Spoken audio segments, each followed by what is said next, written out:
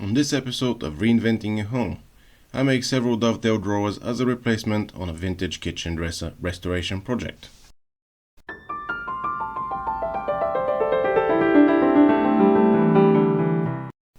Hi, I'm Ross, and I'm glad that you're here with me. Over the next 10 minutes, we're making the last of the 3 drawers for our current project. As you can see, we're working with timber that has already been planed to size, so all we have to do here is square one edge and cut it to length. Those are our side pieces, and their length usually matches the one of the drawer runners. However, in this case we had to add 10 millimeters because of a specific hook that those runners have. Then the next thing is we have to measure the length of our front and back piece. The way we do that is we measure the distance between the 2 runners, and for the front piece we add the thickness of both sides, and then as opposed to that on the back we don't. It's a very simple formula.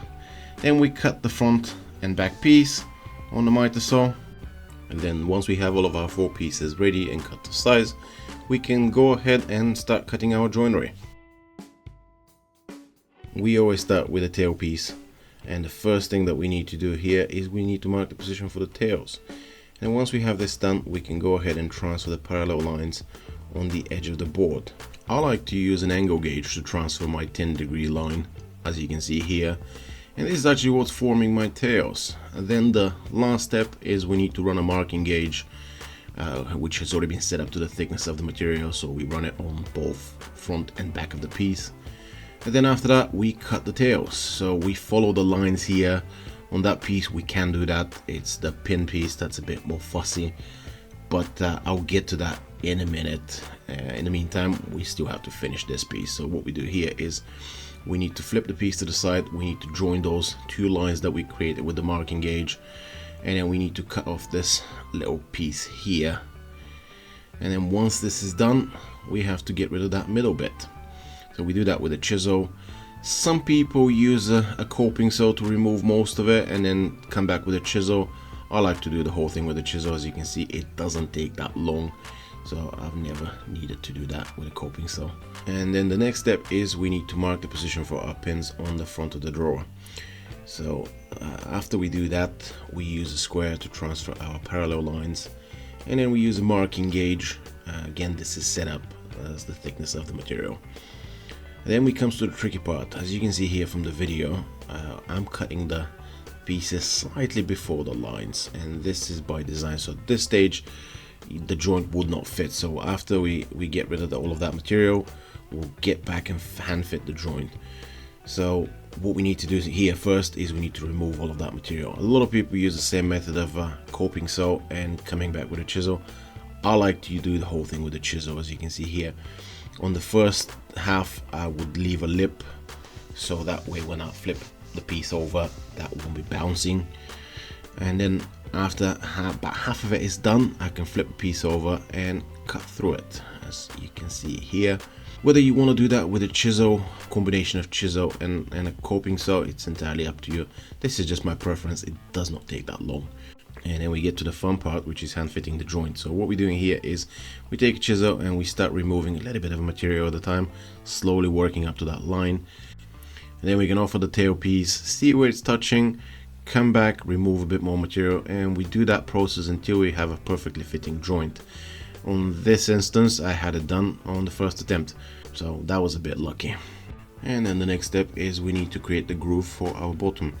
Depending on the drawer runners that you'd use, maybe it doesn't matter what's the offset from the bottom edge of the drawer.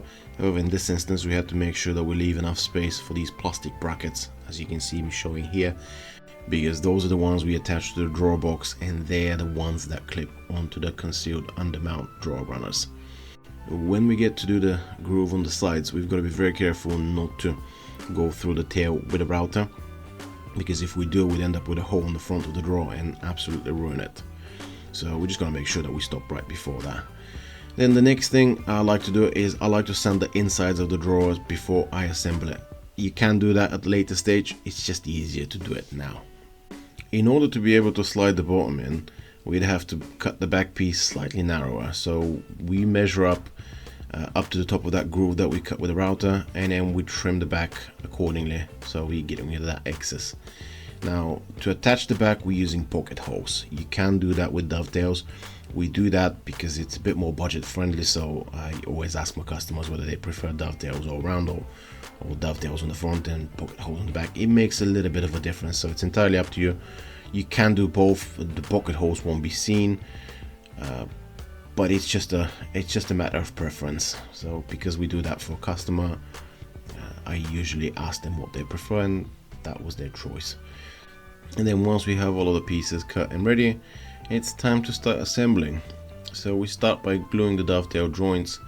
As you can see here, we're adding some glue onto the pin piece, tapping the tail piece in. And I don't put clamp pressure just now. What I want to do is I want to attach the piece with the pocket holes first, because that one won't need any clamping pressure other than the one I'm doing now, because sometimes with those pocket holes, when you start driving them in, it would push the pieces apart. So if you have a clamp that's big enough, in this case I did have a clamp that's big enough, if you have a clamp that's big enough, you can clamp it in together, and that way you can drive your pocket hole screws, and that whole thing won't be moving on you, and it won't come out of alignment. Then once you have all of the 4 screws in, you can remove the clamps because the screws hold it in together tightly. So the only thing you have to do here is just put a bit of excess glue that we squeezed out. Then for the front, we put a couple of clamps, just so we can put the joint under a little bit of a pressure and leave it overnight to dry. You can see it's always nice when you have a little bit of a glue squeeze out of a joint. That means that everything's nice and tight. We just clean up the joint here, and we leave the drawer for about 24 hours before we come back and sand the joint. So this was the next day. It's already come out of the clamps. So what we have to do here is sand the joint and the whole external perimeter, because we've already done the insides, if you remember. You can do that at a later stage once the bottom's in. It's just my personal preference to do it now. It doesn't matter in what order you do it, as long as it's being sanded.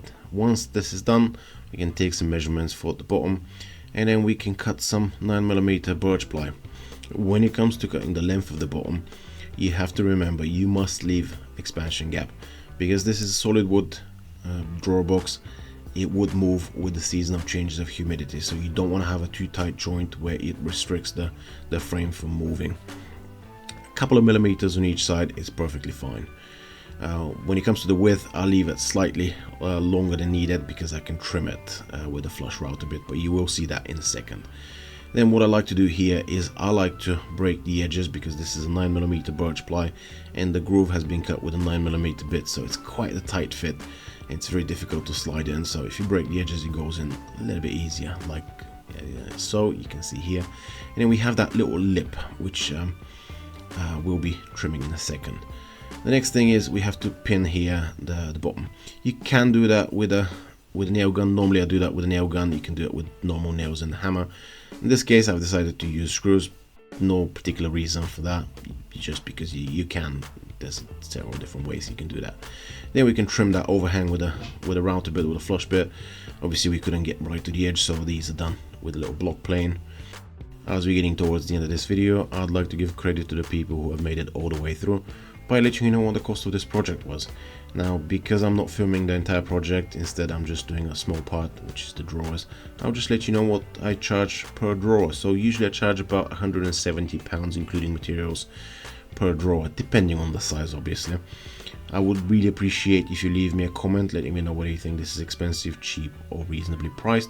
However, I would kindly ask you not to put the price in the comments, that way I would know anyone who's commented has watched the video to the end. Thank you very much for watching, and I will see you on the next one.